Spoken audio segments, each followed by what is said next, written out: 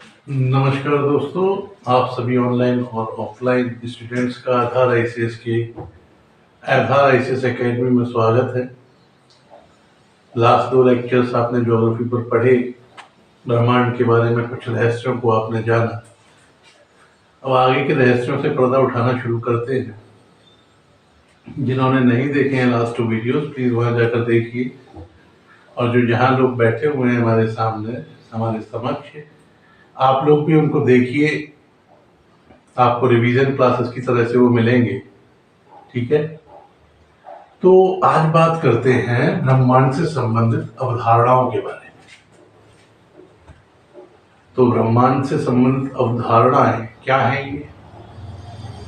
पहले लोगों का मानना था कि पृथ्वी पर मनुष्य रहता है, मनुष्य भगवान की विशिष्ट कृति है, तो इसलिए पृथ्वी को होना चाहिए हमारे सौर मंडल के या ब्रह्मांड के केंद्र में।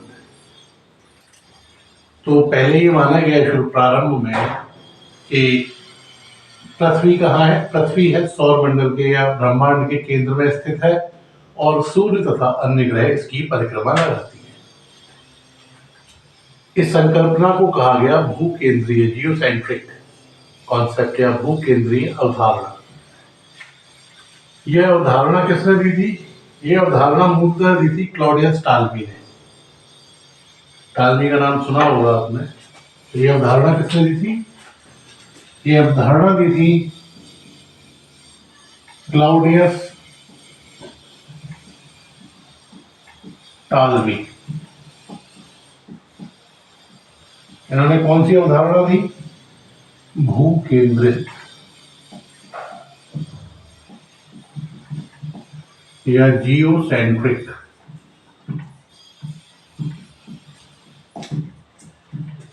तो क्लाउडियस टाल्मी ने बताया कि पृथ्वी हमारे ब्रह्मांड के केंद्र में स्थित है तथा सूर्य और अन्य ग्रह उसकी परिक्रमा करते हैं।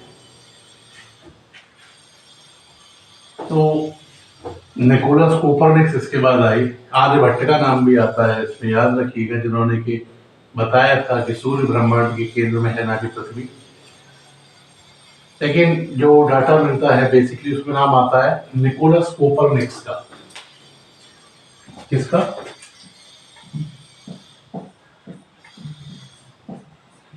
Nicholas Copernicus. निकोलस कोपरनिकस ने जो संकल्पना दी वो थी सूर्य केंद्रीय या सौर केंद्रीय या सूर्य केंद्रीय या हेलियोसेंट्रिक इसे बोलते हैं। तो सूर्य केंद्रित अवधारणा किसने दी? ये दी थी कोपरनिकस ने। कोपरनिकस ने अपनी अवधारणा में बताया कि ब्रह्मांड के केंद्र में सूर्य है, ना कि पृथ्वी। ठीक है। तो ये दो महत्वपूर्ण संकल्पनाएं थी। इसके बाद जो याद रखने में आता है वो नाम आता है जॉन केपलर। John Kepler. तो केपलर, इनका क्या योगदान था? इन्होंने ये तो माना कि सूर्य सौर मंडल का केंद्र है। इन्होंने बताया कि सूर्य जो है वो सौर मंडल का केंद्र है। और 1609 ईस्वी में इन्होंने ग्रहों की गति से संबंधित नियमों का प्रतिपादन किया। 1609 में ग्रहों से संबंधित नियम किसने बताए? जॉन केपलर ने बताया कि सौर मंडल का केंद्र पृथ्वी सूर्य है। सूर्य जो है ब्रह्मांड का नहीं, हमारे सौर मंडल का केंद्र है। और 1609 में इन्होंने बताया कि ग्रहों के नियम, गति किस प्रकार से होती है उसके नियम इन्होंने कुछ बताया। ठीक है। तो जो महत्वपूर्ण एक बात जॉन केपलर ने बताई वो क्या थी?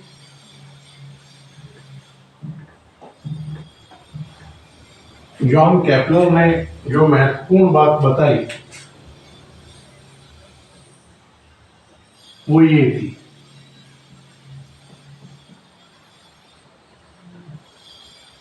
अर्थ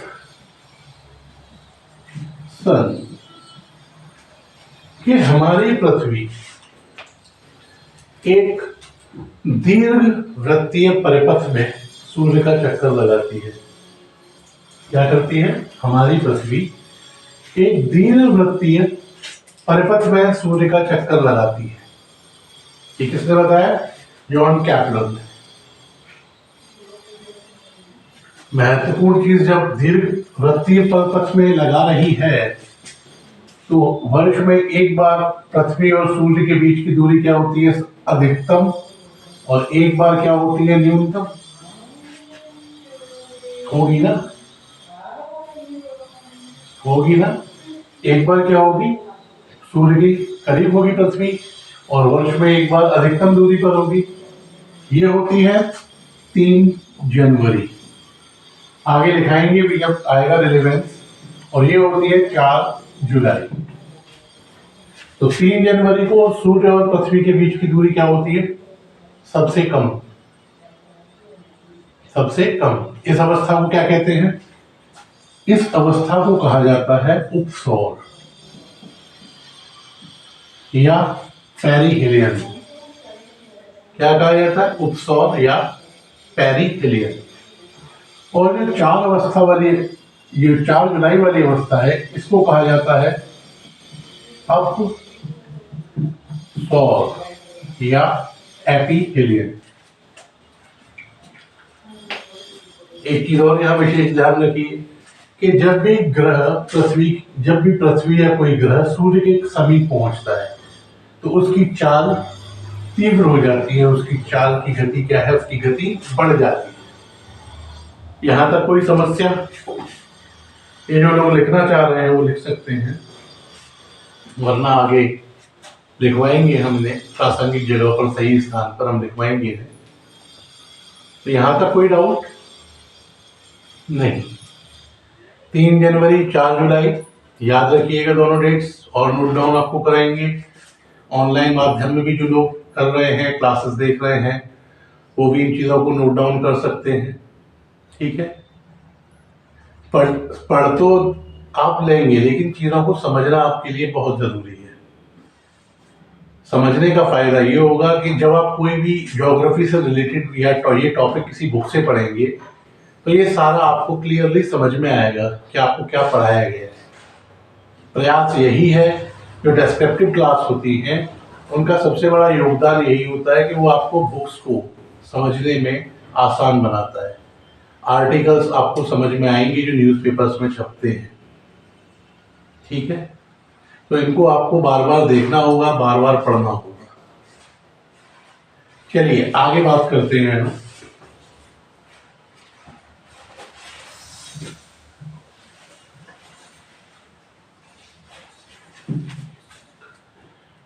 आगे आते हैं गैलीलियो गलीली।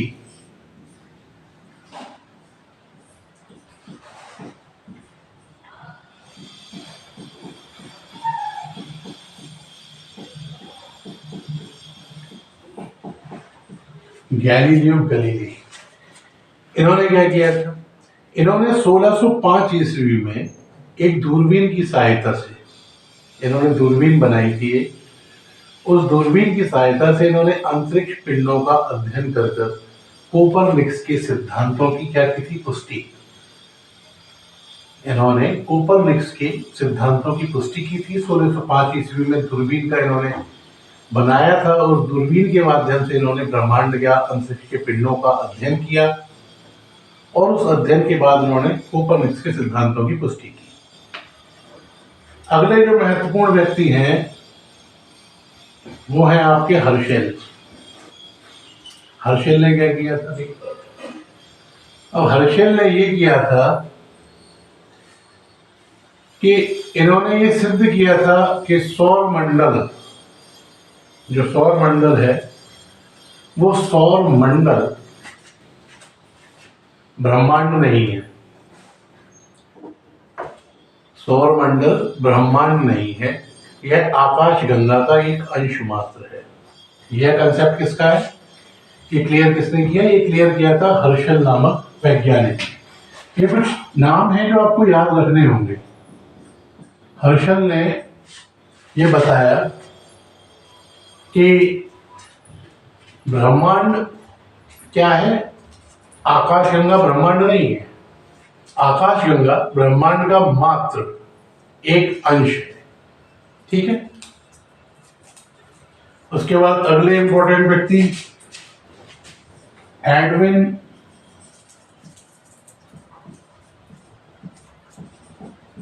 P Hubble. Edwin P Hubble, इनका क्या योगदान, ये भी समझिए। अमेरिका ने इनकी स्मृति में एक टेलीस्कोप का नाम हबल टेलीस्कोप रखा। इनको आधुनिक खगोलकी का जनक कहा जाता है। ठीक है, इनको आधुनिक खगोलकी का जनक कहा जाता है। इन्होंने 20वीं शताब्दी में ब्रह्मांड के विषय में कुछ तथ्य बताए थे। तो इनकी स्मृति पर हबल का नाम रखा अमेरिका ने एक टेलीस्कोप का, और इस हबल टेलीस्कोप को वायुमंडल के बाहर स्थापित किया गया ताकि स्वच्छ चित्र प्राप्त किए जा सके। ठीक, यहां तक कोई समस्या, कोई दुविधा, कोई कष्ट, कोई समस्या हो तो बताएं। चलिए आगे चले फिर। ठीक, तो हबल ने क्या बताया? एडविन पी हबल ने क्या बताया? हबल ने सबसे पहली बात बताई कि हमारा जो ब्रह्मांड है वो 10 लाख निहारिकाओं से मिलकर बना है। हमारा जो ब्रह्मांड है वो 10 लाख निहारिकाओं से मिलकर बना है, और निहारिकाएं ब्रह्मांड के केंद्र से दूर उड़ती चली जा रही हैं। निहारिकाएं ब्रह्मांड के केंद्र से दूर उड़ती चली जा रही है, और जैसे जैसे ये निहारिकाएं ब्रह्मांड के केंद्र से दूर बढ़ती जा रही हैं, इनकी चलने की गति बढ़ती जा रही है। इनकी चलने की गति बढ़ती जा रही है। हमारे ब्रह्मांड में स्थित एक निहारिका, हर एक निहारिका दूसरी निहारिका से दूर होती जा रही है। क्या हो रहा है? हर एक निहारिका दूसरी निहारिका से दूर होती जा रही है।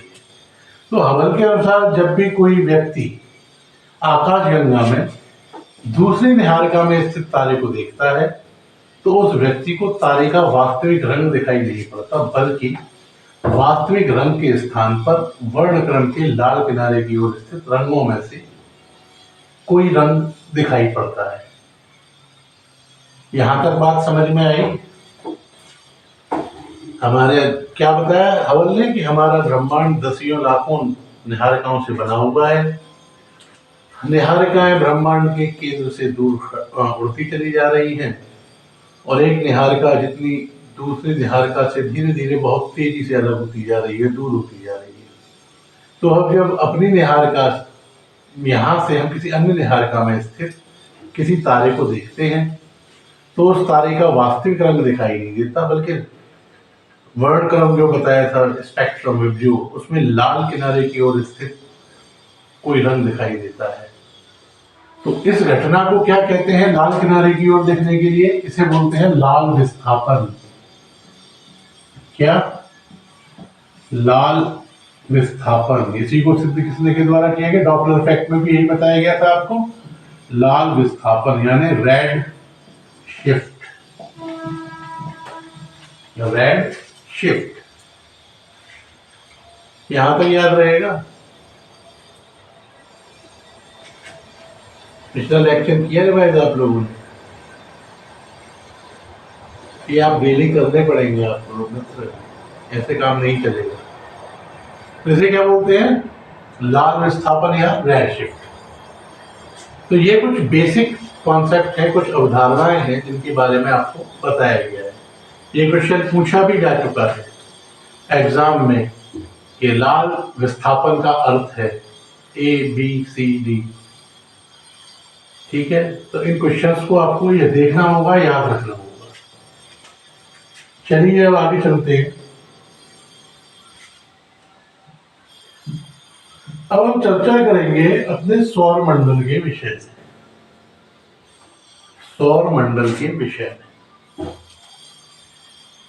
तो वर्तमान में अपने सौर मंडल में कौन कौन है? सूर्य और 8 ग्रह। तो सबसे पहले जो बात की जाएगी वो सौर मंडल में की जाएगी सूर्य के विषय में। सबसे पहले जो चर्चा होगी वो होगी सूर्य के विषय में। सबसे पहले बताते हैं और भी कुछ आपको नई बढ़िया चीजें, रोचक। इस डायग्राम को जो बनाना चाहे वो बना सकते हैं।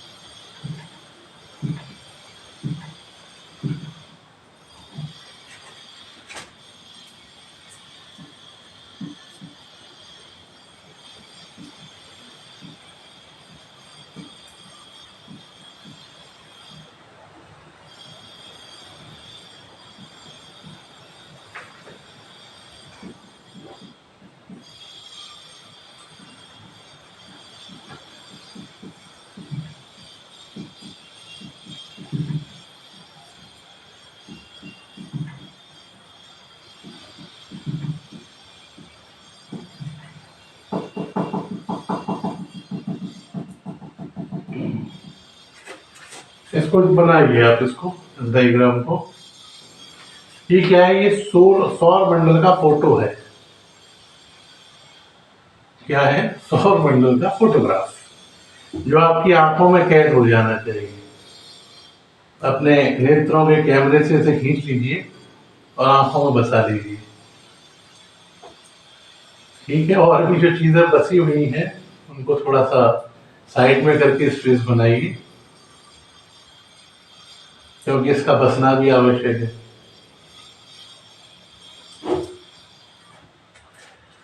तो ये क्या दिखाया गया है इसमें? इसमें दिखाया गया है आपको सूर्य, बुध, शुक्र, पृथ्वी, मंगल, एस्टेरॉयड बेल्ट, बृहस्पति, शनि, अरुण, वरुण और यम। तो वर्तमान में हमारे सौरमंडल में कौन कौन है? सूर्य और 8 ग्रह। इसका ग्रह का दर्जा क्या है? समाप्त कर दिया गया है, बताएंगे, नोट भी कराएंगे, घबराए ना। तो बनाइए।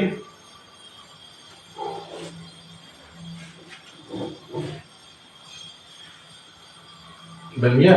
गुड। तो सूर्य के सबसे नजदीक का ग्रह कौन सा है? बुध।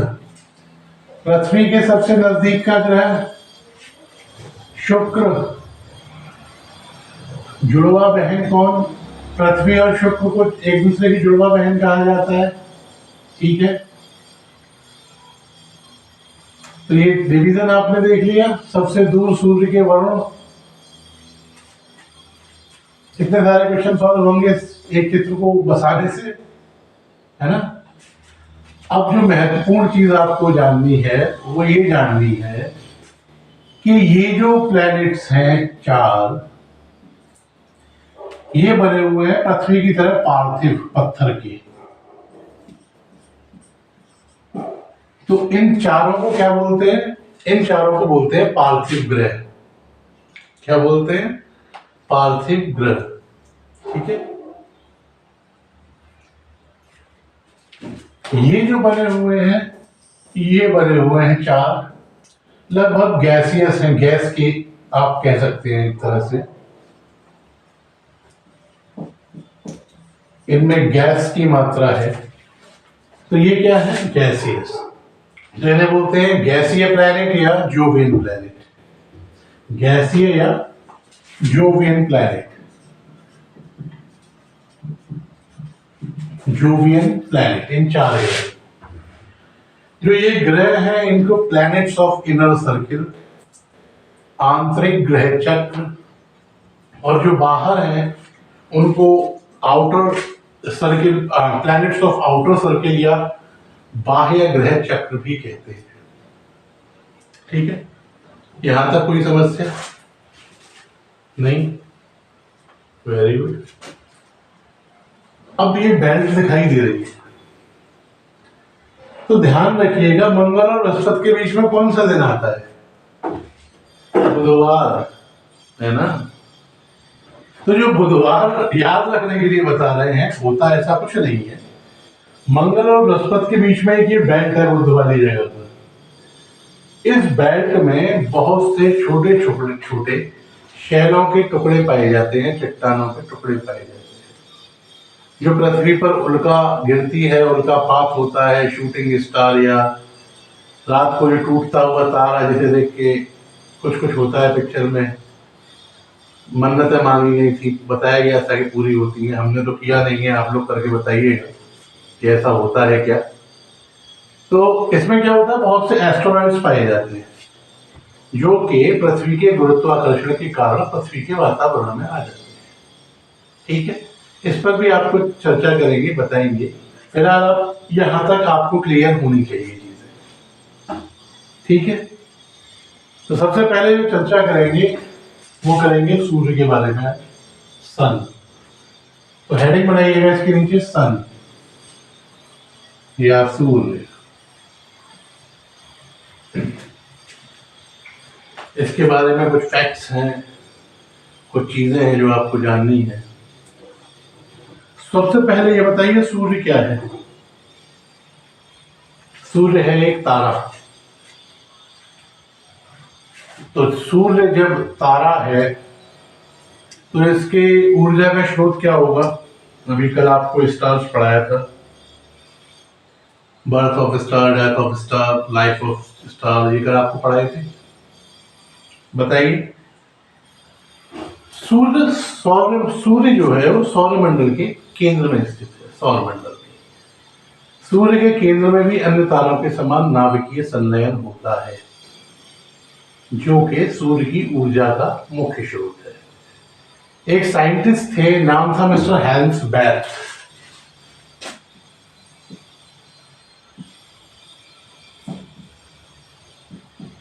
हैंस बैथ, हैंस बैथ ने बताया था कि 10⁻⁷, कितना? 10⁻⁷ डिग्री ताप पर सूर्य के केंद्र में 4 हाइड्रोजन नाभिक मिलकर एक हीलियम के नाभिक का निर्माण करते हैं, जो कि नाभिकीय संलयन कहलाता है। क्या होता है? 10⁻⁷ टेम्परेचर पर 4 हाइड्रोजन के नाभिक मिलकर एक हीलियम के नाभिक का निर्माण करते हैं, जिसे नाभिकीय संलयन कहा जाता है। तो न्यूक्लियर फ्यूजन सूर्य के अंदर चलता रहता है। तो सूर्य की ऊर्जा का मुख्य स्रोत क्या है? न्यूक्लियर फ्यूजन, नाभिकीय संलयन।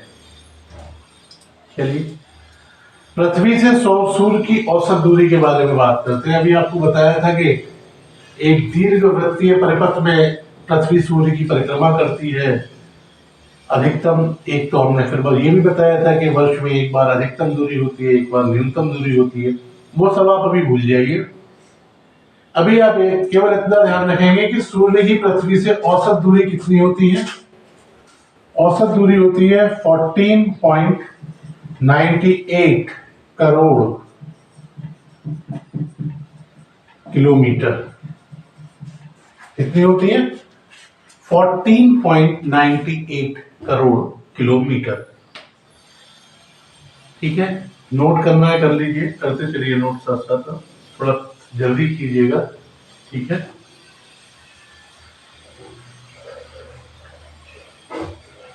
सूर्य अपने अक्ष पर, अब आप कहेंगे सूर्य किसकी परिक्रमा कर रहा है प्रभु?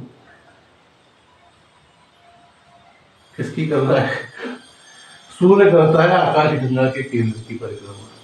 ठीक है, याद रखिएगा। तो सूर्य, सबसे पहले तो परिभ्रमण देखिए।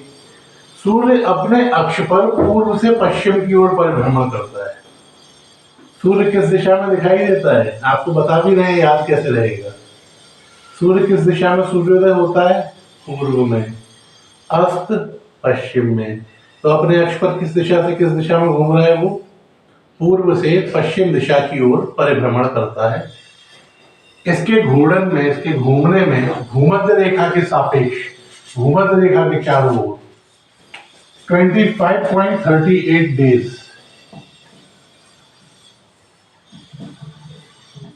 कितना? 25.38 दिन का समय लगता है।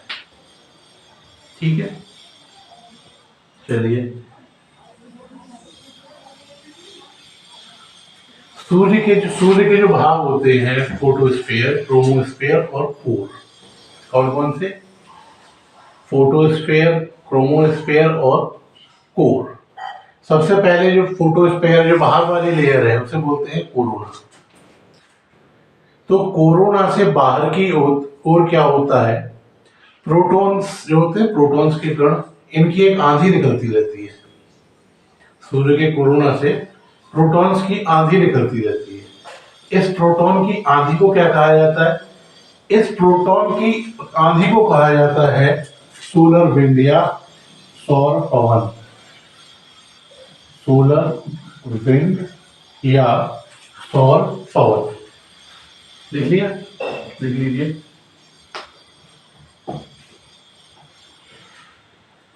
सोलर विंड या सौर पवन। सूर्य की जो कोरोना है, इस कोरोना में काले रंग की रेखाएं पाई जाती हैं। क्या पाया जाता है? काले रंग की रेखाएं पाई जाती हैं। इन रेखाओं का टेक्निकल नाम क्या है? इन रेखाओं का जो नाम है वो है फ्रॉनहोफर।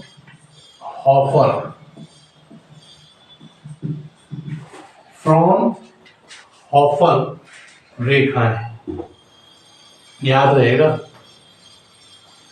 चलिए और आगे चलते हैं। सूर्य का जो भाग आंखों से दिखाई देता है, जो बाहर वाली लेयर कोरोना बता रहे हैं आपको, इसे क्या बोलते हैं? इसे बोलते हैं प्रकाश मंडल या फोटोस्फीयर। जो भाग आंखों से दिखाई देता है, इसे बोलते हैं फोटोस्फीयर, प्रकाश मंडल।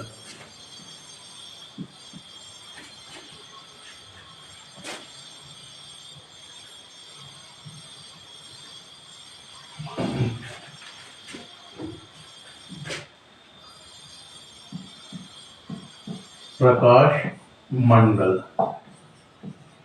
या फोटोस्फीयर।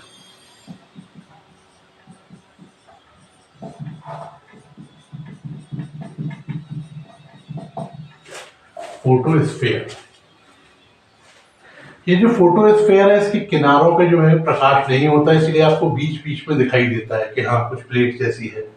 ठीक है ना? क्योंकि ये इसका जो सूर्य का वायुमंडल है, जो चारों तरफ लाल लाल दिखते हैं, प्रकाश का अवशोषण कर लेता है। समझ पा रहे हैं? जब सूर्य को देखते हैं तो एक तो बीच में प्लेट नजर आती है, वो क्या है? फोटोस्फीयर। उसके चारों ओर प्रकाश दिखाई देता है, प्रकाश की आभा। वो क्या है? वर्णमंडल। उसे कहते हैं वर्णमंडल या क्रोमोस्फीयर। फर्स्ट, सेकंड, वर्णमंडल या क्रोमोस्फीयर।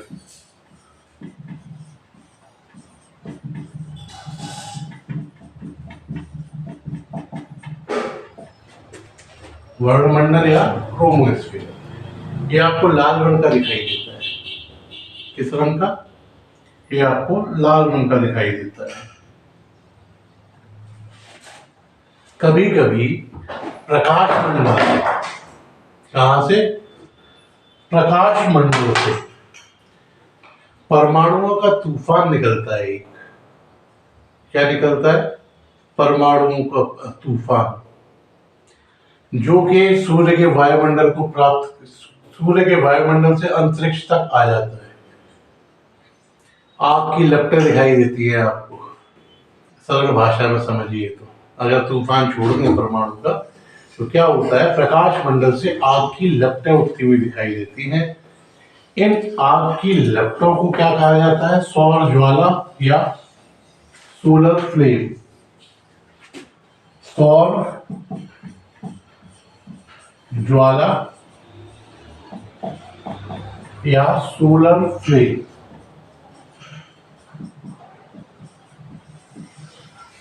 आग की लपटों को कहा जाता है सौर ज्वाला या सोलर फ्लेम।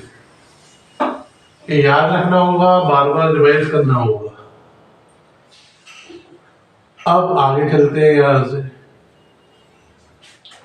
जिस स्थान से सौर ज्वाला निकलती है, जिस स्थान से सौर ज्वाला निकलती है, उस स्थान पर काले रंग के धब्बे दिखाई देते हैं।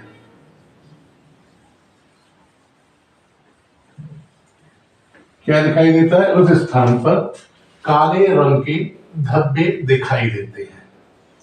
तो इन धब्बों को क्या कहा जाता है, सौर कलंक। इन धब्बों को कहा जाता है सौर कलंक। ठीक है। एक और महत्वपूर्ण चीज और ध्यान रखिएगा, काले धब्बों के साथ साथ एक वर्ड ध्यान रखिएगा,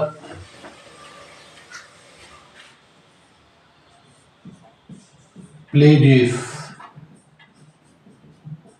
ये क्या होता है, तो ध्यान रखिए कि काले धब्बों के साथ साथ वहां कुछ चमकीले धब्बे भी दिखाई देते हैं, कुछ चमकीले धब्बे भी दिखाई देते हैं।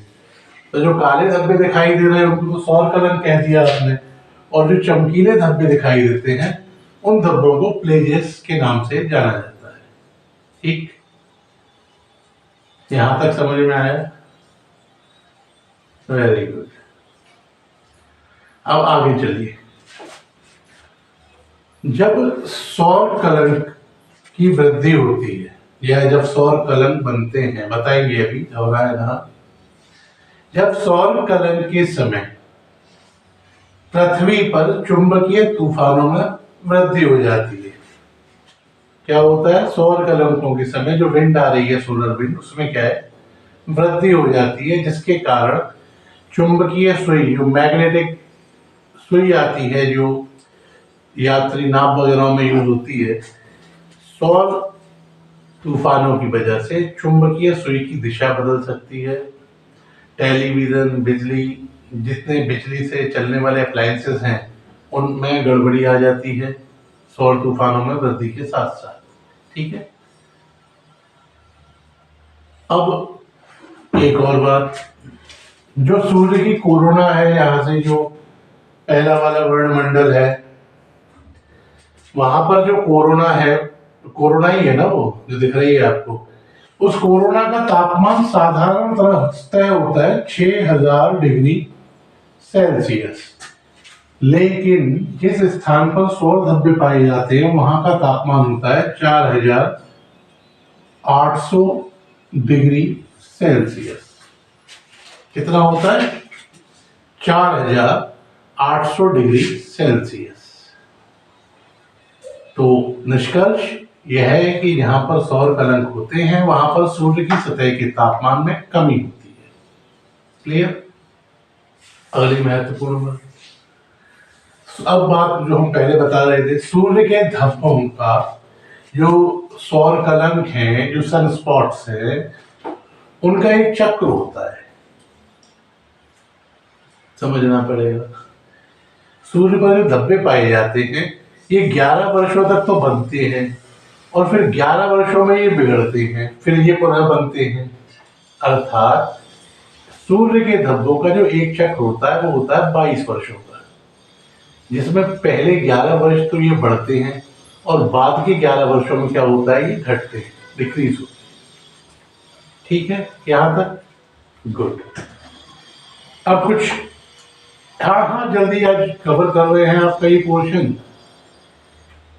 तो अगला याद रखिए महत्वपूर्ण बात कि पृथ्वी सूर्य का, जो सूर्य का ताप है, उस ताप का 2 अरबवां भाग प्राप्त करती है।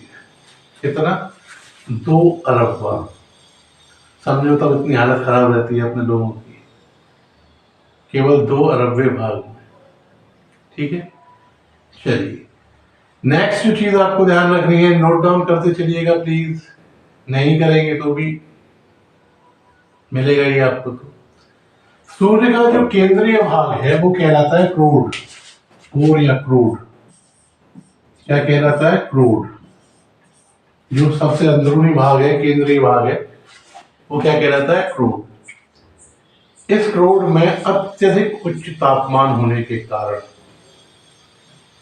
इस भाग में जो भी पदार्थ है वो गैस और प्लाज्मा के रूप में पाया जाता है। किस रूप में? गैस और प्लाज्मा के रूप में। ठीक है, प्लाज्मा स्टेट में होता है। क्लियर? नेक्स्ट एक चीज और, सूर्य ग्रहण के समय, देखा है सूर्य ग्रहण काला चश्मा लगा के? तो सूर्य ग्रहण के समय सूर्य के दिखाई देने वाले भाग को कोरोना अभी बताया है, इसे हिंदी में बोलते हैं सूर्यक्रीट। जो भाग दिखाई देता है वो कौन सा दिखाई देता है आपको? कोरोना। तो ध्यान रखिएगा, कोरोना या क्रीट से एक्स रेज उत्सर्जित होती है। किस रेज का रेडिएशन होता है? एक्स रेज का।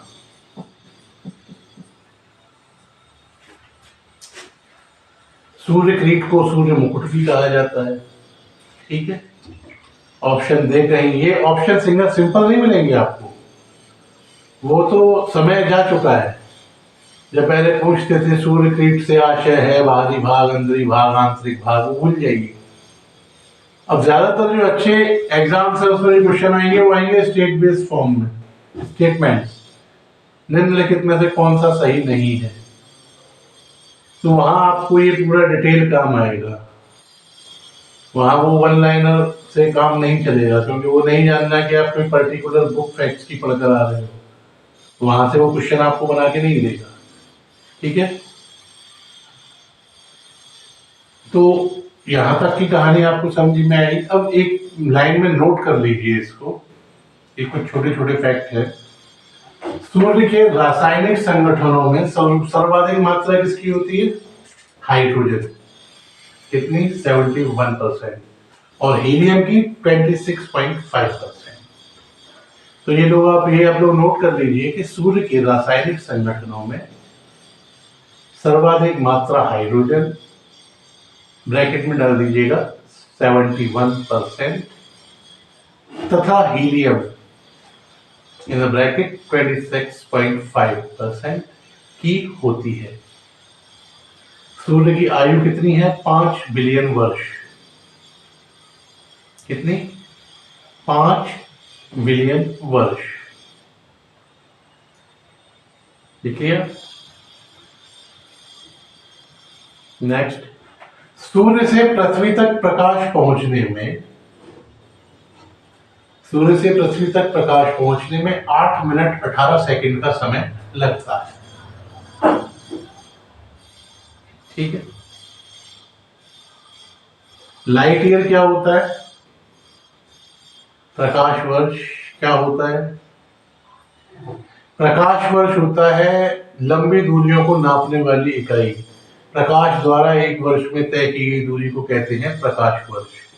ठीक है, प्रकाश वर्ष लिख लीजिए। एक वर्ष में प्रकाश के, सूर्य के प्रकाश द्वारा एक वर्ष में तय की गई दूरी को क्या कहते हैं? प्रकाश वर्ष। एक प्रकाश वर्ष बराबर, लिख लीजिए, एक प्रकाश वर्ष बराबर 9.461 into 10 to the power 12 kilometre. 9.461 into 10 to the power 12 kilometre. Next and last point for today, एक पारसेक